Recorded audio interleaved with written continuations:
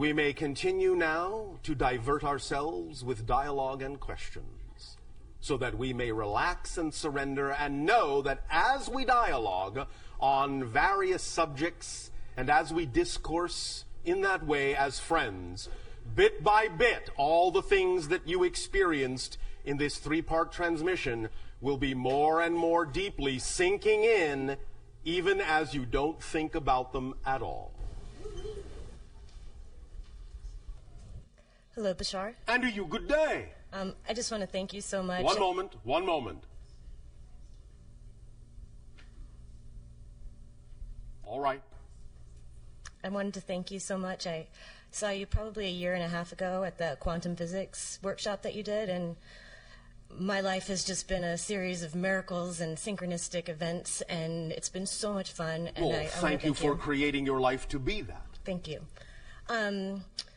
At that workshop, you had mentioned that there was these ships in the sky. They were stars. They would look like stars. They were blue and red and white, and they would strobe. And you said that those were the motherships. And I was incredibly excited to spot them, and I did.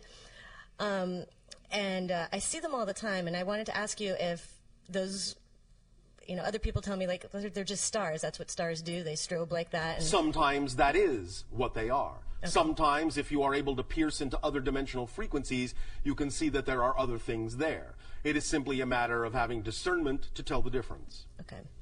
A year ago at the Burning Man Festival, yes. I would say my highest excitement at that time was to make contact with a UFO. And I meditated on it for several months before I went to the festival. And when I got there, I saw stars flying in the sky. And so did several of my friends. And it was really exciting. And then one particular night, it seemed as if the planet Jupiter flew across the sky. No. And there were several of us who obviously it wasn't the planet Jupiter. It was something else. It looked like maybe it was parked in front of Jupiter, but definitely a very bright object that was pretending to be Jupiter that evening flew very dramatically across the sky, and about 10 of my friends saw it, and it was incredibly exciting. And I don't know what to make of that. What do you need to make of it? I'm curious from your perspective what it was that we actually saw and how it manifested itself in that manner.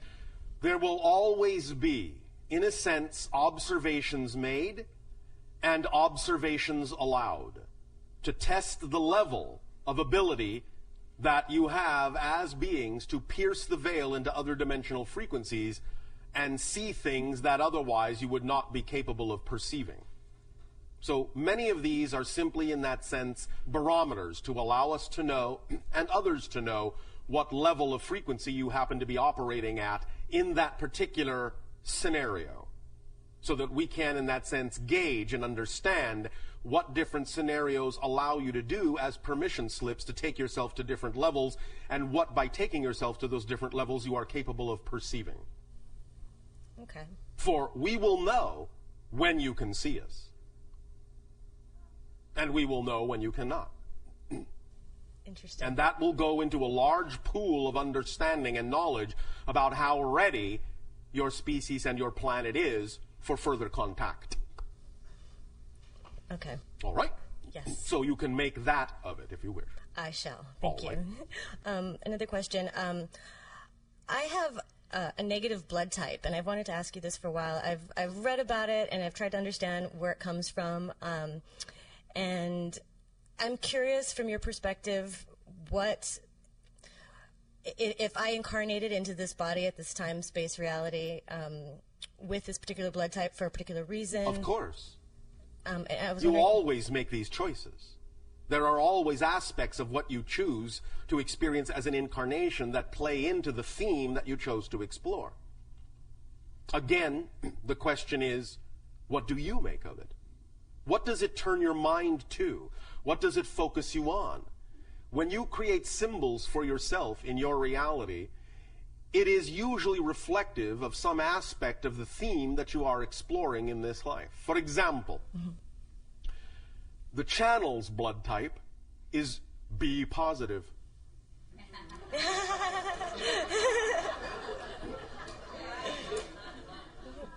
Catch my drift? Yes. Does that help? Yes, no, maybe. A little bit. All I was right. wondering if you could explain a little bit where it comes from and As we have recently said, humanity is a mix of a variety of genetic types, the idea being that some of it is extraterrestrial in origin. So in that you have these mixed up genetics, some of the issues of blood type are connected to that, and some of them are also representative of the indigenous stock of the hominid that evolved naturally on the planet. But at this point in time, as you call time, at this point in your evolution, at this point in your day and age, it all simply functions right now as a symbol in the sense of whatever it is that it turns your mind to most strongly is usually a reflective indication of a theme that you are exploring, and that's the way to utilize it, in our opinion, at this time. Okay. All right. Yes. And I have one last question. It's a little odd question. Oh, but an it's something- odd question as opposed to an even question. Yes, well, Exactly. it's question 3. I guess that makes it odd. All right. Okay. I've been studying a lot of mythology, Yeah. and the stories are really fascinating. I can see how they're all related across, the Bible and Egypt and Yes, whatever. yes, yes. And there's a story of Samson, Yeah. and the strength was in his hair. Yes. And it got me wondering if we hold our wisdom in our hair, and Not literally. not literally, and what it is. Why is there a thought form that manifests as no hair in men, and no offense to our channel, obviously. I don't have any hair either. I told you it was a strange question, but I was curious It's a why is case-by-case basis, Why men and it in our will also culture- depend upon when the symbol appears archetypally in your history in terms of what the symbols mean to that particular culture at that particular time. It isn't always across the board for every single era and every single epoch that the symbols mean the same things or are representative of the same things. In that context, the idea really was self-image. The strength was in how he saw himself. Hair being a representation to many people on your planet of their image. Do you understand? Yes. So, it was a lesson in the idea of regardless of what you are going through, it is the image you hold of yourself that will actually carry you through. And when the hair was cut, what that is a euphemism for is somebody, in a sense, offering him a reality where he chose to accept it as a diminishment of his self-image. But once he regained his self-image, once his hair grew back, he regained his strength. But it's an issue of self-image. You follow? I do. So, the idea now, in terms of not having hair, is the idea, in a sense, that image isn't so important anymore, that it is, in that sense, the idea of being, shall we say, naked to the world. Do you understand? I do. All right. Does that help? It does. Is there a reason why in our culture right now that there's the gender difference in men and women? Why? I mean, why does that manifest in that Well, way? you are still dealing, as many civilizations do, with various issues of polarity. And the idea will continue for quite a while in your civilization, even as it still to some degree continues in ours, even though we are becoming more homogeneous and becoming less physical. There is still the expression of the polarity to some degree, because there are still themes of polarity to explore on that level in your reality. Okay. And when you say polarity, you mean hair and no hair? I'm confused. I am speaking now of what you just said about the idea of male and female. Right. But I'm saying, why is it that men in our culture tend to, it's usually not a pleasant thing when this happens to men in our culture, and I'm wondering why why it manifests that way as a gender difference. Vulnerability. The males require more vulnerability. You understand? I do. Thank you. Thank you. Thank you very much.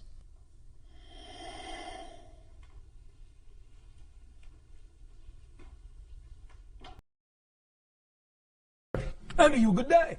I was wondering how I would become a Jedi Knight. I suppose by going out for a part in the movie.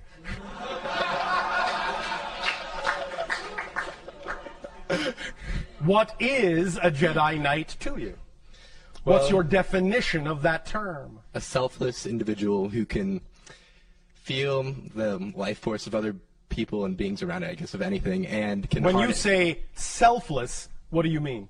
They do good for others. They do things for the benefit of others without All right. doing it for themselves. Like, But you understand that when you do things for the benefit of others, doing that it is for actually yourself, the too. best way to benefit yourself. yes, I understand. So that. you are not selfless, So I'm very selfish then. and you're not selfish. You can, however, simply become self-contained. So the idea is that you understand you are connected to everything, and when you understand and behave that way, you will know you are included because you are a part of everything and cannot be left out. Therefore, you don't have to focus on yourself. So if that's what you mean by selfless, then fine. But it doesn't mean you're actually selfless. It simply means you're not self-focused. Gotcha. You're focused on the big picture of which you are a part. Does that make sense? That does make sense. All right. Then is that being closer to being a Jedi Knight? Yeah, All but there's right. other parts too. Oh, all right. And what are they? I guess being able to. I'm not going to tell you how to buid a lightsaber. I don't need to learn how to do that. That's irrelevant for me. All right. Just checking. How would I do the supernatural things that they do? I guess? Supernatural. Well, the things that society would deem supernatural that I. Oh, you mean the things that they do that come naturally to them when they operate on a higher frequency? Sure. Well, operate on a higher frequency. And how do I do that? I already told you. Follow my highest passion. Yes. Well, there we go. Cool. Behave in the manner that you wish your reality to reflect. Cool. Whatever temperature you want. Another question I have is, like, in my comparative religion class in school, the Hare Krishnas came into our class, and they worship Krishna as, Yes. like, God. Yes. Was that person like the physical manifestation of all that is, or was it just Every person is a physical manifestation of all that is. Nevertheless, some will, in a sense, as we were just speaking of, exhibit more of those qualities more openly. Thus, then, they often become, in a sense, well, focal points for that idea. However, because of the kind of belief systems that many humans have been taught on your planet, they often then, instead of actually getting the point, they worship the person? they worship the person. Because the point of any of those advanced teachers is that you are Krishnas too. You are Buddhas too. You are Christs too. And they all say as much, but most people ignore that part of the message. And just worship and proselytize instead of actually behaving as if. You follow? Yeah, Does that help? that does help. Another question I have is, You follow? yeah, Does that help? that does help. Another question I have is, like a monk came to our class too, a Buddhist monk, and he said Yes. Nirvana was different than enlightenment, and that the Buddha achieved Nirvana, which is he ended all suffering forever. Oh, all for right. his being. Is that Again, the idea is that you have been given many examples of how to create certain states of being for yourself in which you do not have to experience the idea of challenge as suffering. Whether you allow yourself to begin to behave that way and take on that state of being is completely up to you. But you have been demonstrated this many, many times by many teachers. So in that sense, that's the way to understand the statement. They've done this for you. So you don't have to do it again. But you can choose to do it again. You can choose to suffer. But because they've already demonstrated how you don't have to, you don't have to. cool? Yeah, I gotcha. Oh, all right. You like that temperature, don't you? Yeah, I do. All right. Thank you. Wait, one last one. One more question. Okay. So you've talked before that we're moving through time and space. Well, in a sense, that's your experience. And yes. however fast you can, let's say you're moving 50% through like space, like 50% the speed of light. Yes. That means your time is 50% and slower, space right? is 50%. But yes. The speed of light is a speed limit. It's a speed limit of your particular dimensional reality. But it's the border between your dimension and another one.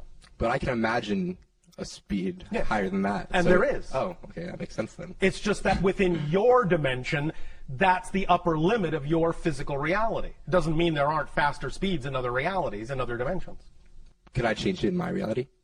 Or is that... You have to shift to that other dimensional reality in order to experience that, because it doesn't, in a sense, have relevance in your physical reality. Okay. Instantaneous teleportation has been experienced by many individuals, even on your planet.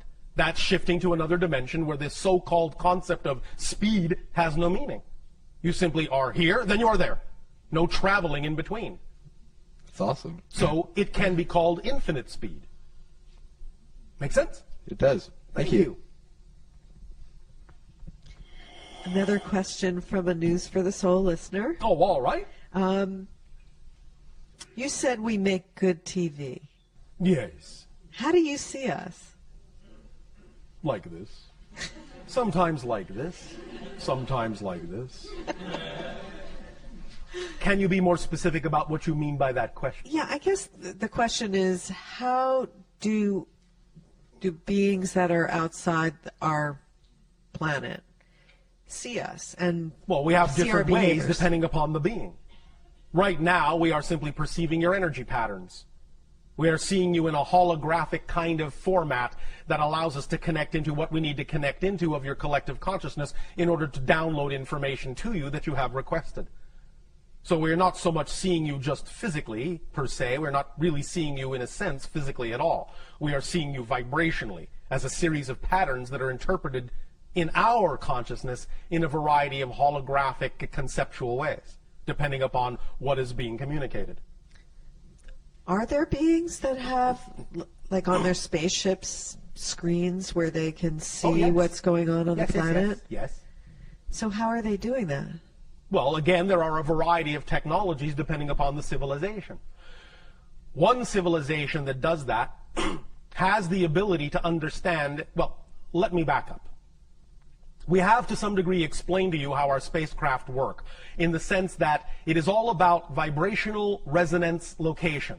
The idea that every location has a vibrational signature, and that an object doesn't exist in a location. An object, in a sense, contains a vibrational locational signature that makes it seem to occupy space in a particular place and time. But the location is one of the variables of the object's equation, energy equation. As we change the variable in our spaceships, the spaceship changes location, because that is simply the idea of the spaceship existing at the new vibrational locational signature point. Similarly, the technology is that when you know that location is a particular frequency, then you can create a system where you dial up a particular locational resonance, and you can have a mechanism that simply translates that particular reference point visually, if you wish, even in your mind or on a screen. Does that make sense to you? Do you understand what we are describing as a technology? Yes, it sounds very interesting. I mean, are people being watched while they're walking around in the privacy of their homes? Sometimes. That's pretty interesting. But never without permission. You understand? Yes, but how does somebody give permission? Sometimes they give permission on another level. Oh, like a dream state. The physical mind may not be aware of the permission that has been given, but the permission has been given. And again, it will always be done, at least on our behalf, relatively unobtrusively. Privacy will be maintained where it is truly desired. So what would be the purpose of watching someone? Learning. Like how humans do things? Yes. And there are other reasons. observing what humans are, in a sense, absorbing of the information that they have learned, how they are applying it. Because sometimes we have recognized that humans will apply information differently in private than they do in public. So we learn a lot about you in private that we don't get a chance to learn by watching you in public. And that's why we say you make good TV. Because there are often great dichotomies between your private persona and your public one. And we learn a lot about who you really are and what your personality really is all about by observing the private one in certain contexts. Yeah, I can see that. That's really true. So Yes. That's cool that you guys can do that. Again, not without permission and not without there being a reason, in a sense, that will ultimately serve you in a positive way. Right. That's We have wonderful. no purpose or reason to simply be invasive. Yeah. It no. is only being done because there is a mutual agreement that what we are doing will benefit you in some way, shape, or form. That's wonderful, Bashar. Thank you. Thank you.